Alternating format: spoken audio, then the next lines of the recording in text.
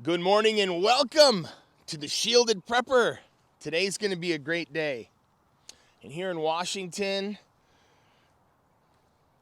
the sun's peeking up. We're almost in the daylight savings time, so we get to have a little bit more evening light. And this morning, I desired to take you on a walk and talk to you about preparedness as being a mindset, and it's way more than stuff. We touched on it yesterday.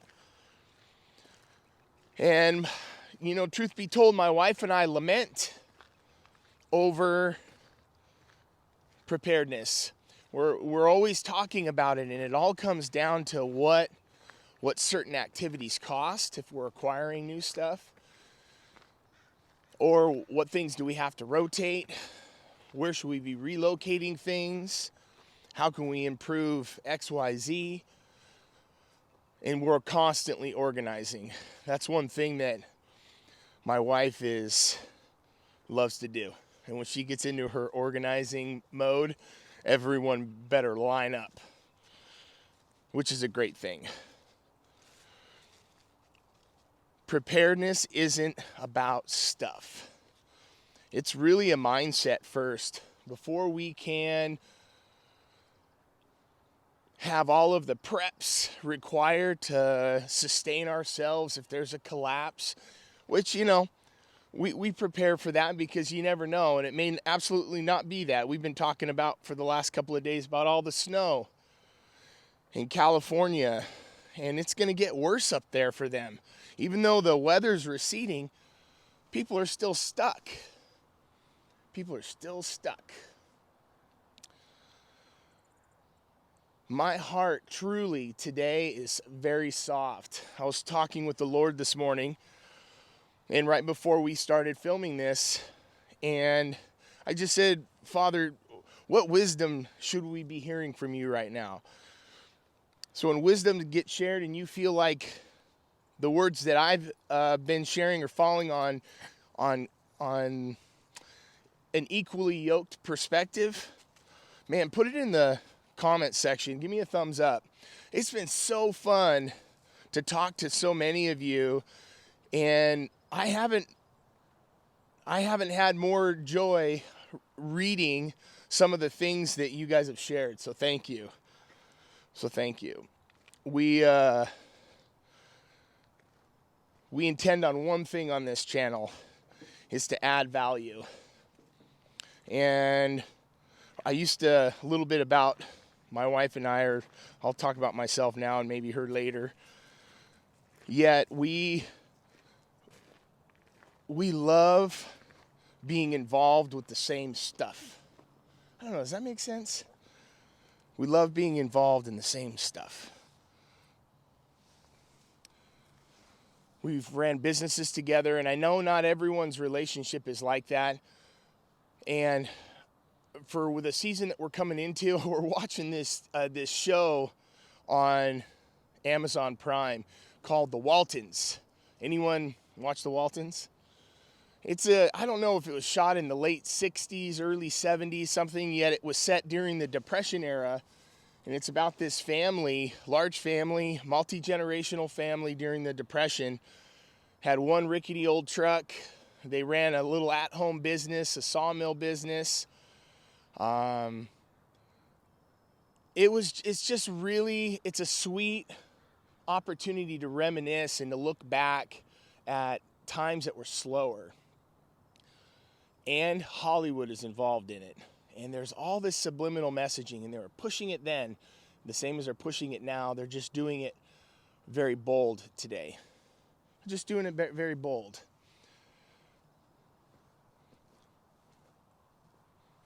This was a little bit more of a ramble, I suppose. I just intend on ensuring that you guys know that I'm going to be vulnerable with you. And the things I talk about are really how I think and how I act. And I'm going to share, I've already been sharing kind of my property. I was really unsure about doing that. Yet, at this point, I desire to help somebody. And if by exposing myself a little bit helps many others, I choose that. Because I'm already a couple steps ahead, and I have a long way to go. And if you're a couple steps ahead, make sure you're helping somebody.